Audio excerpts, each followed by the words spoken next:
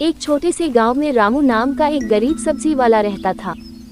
सब्जी ले लो सब्जी, ताजी ताजी सब्जी।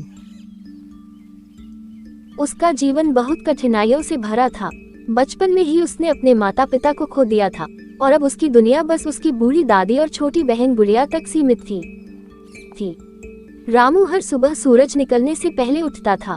वह अपने पुराने ठेले को धक्का देता हुआ पास के शहर की सब्जी मंडी पहुंचता, जहां से वह बची खुची या सस्ती सब्जियां खरीद लाता।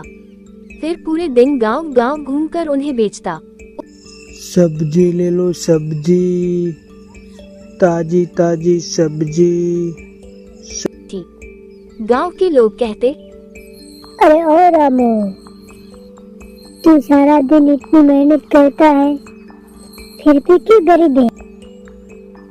गरीबी कोई बुराई नहीं होती भाई, मेहनत करने की ताकत होनी चाहिए। रामू की सबसे बड़ी चिंता उसकी बहन गुड़िया की पढ़ाई थी। वह चाहता था कि गुड़िया अच्छी स्कूल में पढ़े और बड़ा होकर कुछ बने, लेकिन घर की हालत ऐसी थी कि कई बार 2 वक्त का खाना जुटाना भी मुश्किल पड़ जाता। फिर भी रामू हर दिन कुछ न कुछ बचाकर गुड़िया की स्कूल फीस के लिए रख देता। एक दिन की बात है, भारी बारिश हो रही थी। सड़कें कीचड़ से भर चुकी थी, लोग घरों में बंद थे। ऐसे में भी रामू अपने ठेले पर सब्जियां लेकर निकला। उसे उम्मीद थी कि शायद किसी को जरूरत हो तो वह सब्जी बेच पाएगा। वह बाजार के पास खड़ा था कि तभी एक कार उसके पास आकर रुकी। कार से एक सज्जन उतरे। वे साफ सुथरे कपड़ों में थे और उनके चेहरे पर गंभीरता झलक रही थी। उन्होंने रामू से कहा, अरे ओ भाई, तुम्हारे पास सारी सब्जियां हैं क्या? ताजी, मेरे घर पे मेहमान आने वाले हैं, ताजी ताजी सब्जियां चाहिए।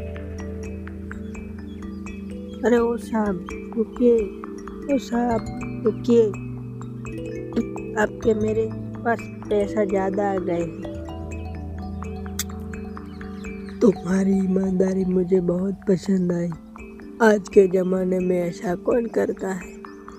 कल मेरे घर पे आना, तुम्हारा कुछ काम है। अगले दिन रामू थोड़ा डरते हुए उनके घर पहुंचा। वो व्यक्ति एक बड़े व्यापारी थे, नाम था शर्मा जी। उन्होंने रामू से कहा, मुझे अपने खेत में सब्जियां उगाने वाले एक ईमानदार मजदूर की तलाश थी।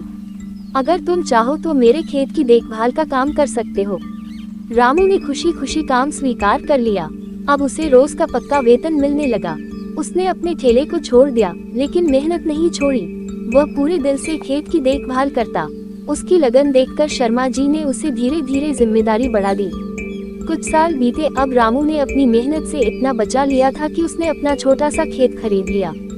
वहीं वह सब्जियां उगाता और गांव के लोगों को सस्ते दाम में बेचता। अब लोग उसे ईमानदार रामू कहकर बुलाते। उसकी बहन गुड़िया ने पढ़ाई पूरी की और टीचर बन गई। जब उसने पहली सैलरी ली तो उसने रामू के लिए नए कपड़े और जूते लाए। उसकी आंखों में खुशी के आंसू थे।